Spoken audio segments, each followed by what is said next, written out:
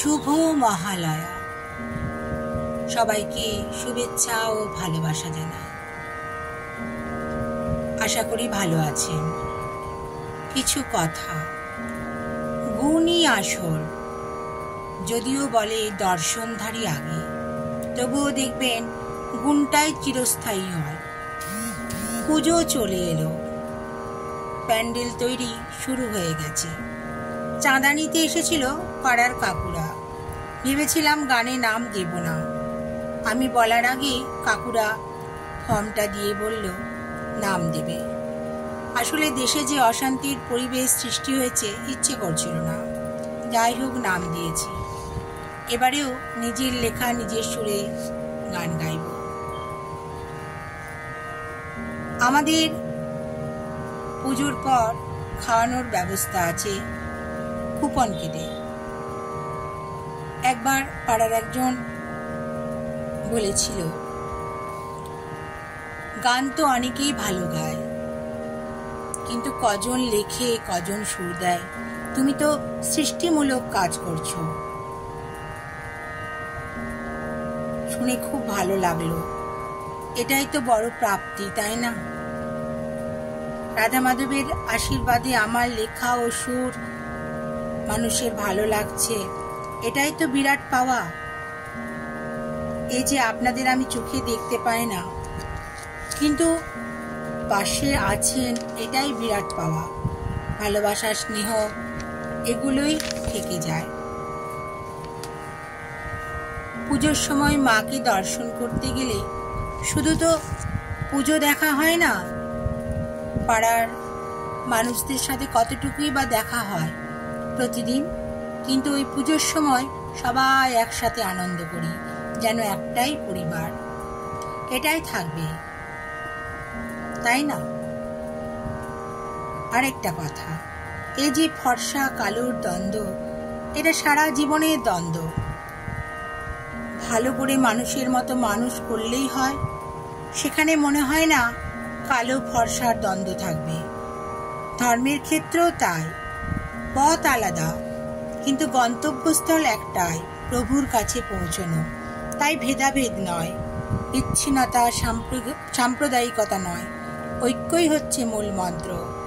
ভালোবাসা দিয়ে জগৎ জয় করা যায়। যে বোঝে না সে একদিন ঠিক বুঝবে, দেরিতে হলেও বুঝবে। পথটা যেন ঠিক থাকে, সে পথে কাঁটা থাকবে, উঁচু নিচু থাকবে, কিন্তু বিশ্বাসের সাথে এগিয়ে যেতে হবে। কেউ অপবাদ দেবে, কেউ বিশ্বাসঘাতকতা করবে, তবুও হার না মেনে এগিয়ে যেতে হবে। চরই বেতি, চরই বেতি। সতের পথ বড় কষ্ট, কিন্তু ওই পথে থাকতে হবে। দিগ্বিজয় হবে। নিজের উপর বিশ্বাস রাখতে হবে। নিজে ঠিক না ভুল, নিজেকেই বিচার করতে হবে। অনেক দূর যেতে হবে আমাদের। ঈশ্বর করুণাময়, হাতছানি দিয়ে ডাকছেন আমাদের, বলছেন তোদের অনেক কাজ বাকি, এগিয়ে যা আর আমাকে স্মরণ কর। এক অপার আনন্দ পাওয়া যায় এই ঐশ্বরিক ভালোবাসাতে। রাধা মাধবের ভালোবাসা ঐশ্বরিক ভালোবাসা। বৈকুণ্ঠের লক্ষ্মী ও নারায়ণ দেব লীলা করতে এসেছিলেন ধরাধামে। কত মহৎ কাজ করে গেছেন তারা আমাদের উদ্ধার করার জন্য। এখানে কর্মটাই আসল, কর্মই ধর্ম। মস্তিষ্ককে ঠান্ডা রাখতে গেলে একটু লেখাপড়া করা ভালো। শান্তিভাবে চোখ বন্ধ করে ঈশ্বরের ধ্যান করা খুবই ভালো। হালকা মিউজিকও দিতে পারেন। আর ওয়াক করা খুবই ভালো, খুব হালকা হয়ে যায় শরীর মন। কারোর প্রতি বিদ্বেষ ভাব থাকলে সেই মুহূর্তে ঝগড়াঝাটি না করে চুপ থাকাই ভালো। একান্তে নিজের মনে বলে দেখবেন কি সিদ্ধান্ত নেওয়া উচিত। তবে হ্যাঁ, ফোঁস করবেন। মুখ থেকে কোনো বাজে কথা না বলাই ভালো। কখনো ইতিহাস প্রশ্নের কথা তুলবে না। কি বললেন সেটাই মনে রাখবে। ভালো থাকবেন বন্ধুরা, আনন্দে থাকবেন, সুস্থ থাকবেন এবং শান্তিতে থাকবেন। সবাইকে প্রণাম। মা দুর্গা, মা লক্ষ্মী, মা সরস্বতী, কার্তিক, গণেশ জি এবং সিংহকেও প্রণাম, অসুরকেও প্রণাম। অসুর কিন্তু মায়ের ভক্ত, মায়ের হাতে উদ্ধার হতে চেয়েছিলেন, জানেন তো। ভালো থাকবেন বন্ধুরা, ভালো থাকাটাই বড় কথা। পুজোতে আনন্দ করবেন, এই আনন্দের মধ্যে ভালো কিছু খুঁজে নেবেন, সেটা কাজের মধ্যে,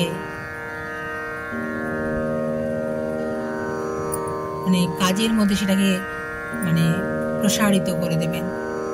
অনেক কিছু শিখে এই পুজোর অনুষ্ঠানে গেলে অনেক মানুষের কাছ থেকে অনেক কিছু শেখা যায়। সবসময় তো দেখা হয় না, কিন্তু ওই সময়টাতে সবার কাছ থেকে অনেক কিছু শেখা যায়। মা অসুর বধ করেছিলেন, অন্যায় অত্যাচারকে শেষ করে দিয়েছিলেন। সেখান থেকে শিক্ষা নিতে হবে, অন্যায় যে করে, অন্যায় যে সহে, দুটোই কিন্তু সমান অপরাধ। আমাদের রুখে দাঁড়াতে হবে অন্যায়ের বিরুদ্ধে। আমরা যদি রুখে না দাঁড়াই তাহলে কে দাঁড়াবে, তাই না? শিক্ষিত অশিক্ষিত প্রত্যেককেই অন্যায়ের বিরুদ্ধে রুখে দাঁড়াতে হবে, নইলে জগতের উন্নতি হবে না। জগতের উন্নতি করার জন্যই কিন্তু এই মনুষ্য জন্ম। ভালো কাজ নিয়ে থাকতে হবে, ভালো ভাবনা নিয়ে চলতে হবে, ভালো দৃষ্টিভঙ্গি থাকা দরকার। শুদ্ধ মনে মায়ের আরাধনা করতে হবে, সেটাই কিন্তু গ্রহণযোগ্য। বাইরের আড়ম্বরটা কিন্তু নিছকই একটা আচার অনুষ্ঠান আর কি। কিন্তু মনের শুদ্ধতা নিয়ে, মনের পবিত্রতা নিয়ে মাকে অঞ্জলি দিতে হবে। মা, অন্যায় অত্যাচার যেন বন্ধ হয়, সুন্দর পৃথিবী যেন গড়ে ওঠে, শিশুর মুখের যে হাসি সেটা যেন সারা জীবন থাকে, সে পরবর্তীকালে গিয়ে যেন আর কোনো অন্যায় না করে। আমরা যেন সুন্দর পৃথিবীটা তাদের দিতে পারি, তারাও দেবে পরবর্তী প্রজন্মকে, তাই না? এইভাবেই তো সামনের দিকে এগিয়ে যাওয়া বা পথ চলা, জগতের উন্নতি। প্রত্যেকটি মানুষকে প্রত্যেকটি মানুষের পাশে দাঁড়াতে হবে। ওর বিপদ হচ্ছে আমি কিছু বলবো না, বা হচ্ছে তো হোক, আপনারও তো ক্ষতি হতে পারে, তাই না? ক্ষতি তার হচ্ছে, আমার হতে পারে না, তখন তো আমার পাশে কেউ থাকবে না। দেবদেবীদের আরাধনা করা মানে শিক্ষা নেওয়া। এই যে মা অসুর বধ করছেন মানে কি, অন্যায় অত্যাচারকে তো বন্ধ করছেন তার সন্তানদের রক্ষা করার জন্য, বা সমস্ত ত্রিলোকে শান্তি আনার জন্য।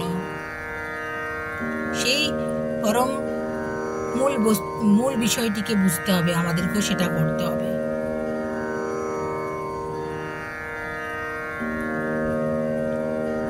শ্রী শ্রী সারদা মাকে স্বামীজি বলেছিলেন জ্যান্ত দুর্গা। শ্রী শ্রী মাই হচ্ছেন দুর্গা, কালী, সবকিছুই রাধারানী।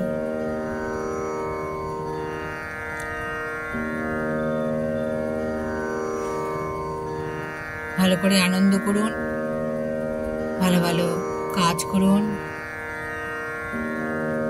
ভালো পথে থাকুন, দেখবেন মনে খুব আনন্দ পাবেন, মনে শান্তি পাবেন যে আমি ভালো কাজ করছি, ভালো পথে আছি। টাকা রোজগারটাই কিন্তু সবকিছুই নয়, অবশ্যই টাকার প্রয়োজন, টাকাকে ঠিক মতনভাবে ঠিক জায়গায় কিন্তু ব্যয় করলেই তবেই কিন্তু সেটা কার্যকরী হয়। অপাত্রে দান না করাই ভালো, উপযাচক হয়ে কাউকে উপকার না করাই ভালো, ঠিক ঠিক জায়গায় ঠিক ঠিক কাজে সেটা ব্যয় করা ভালো।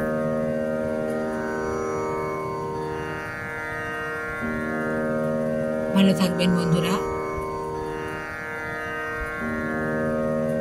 নমস্কার।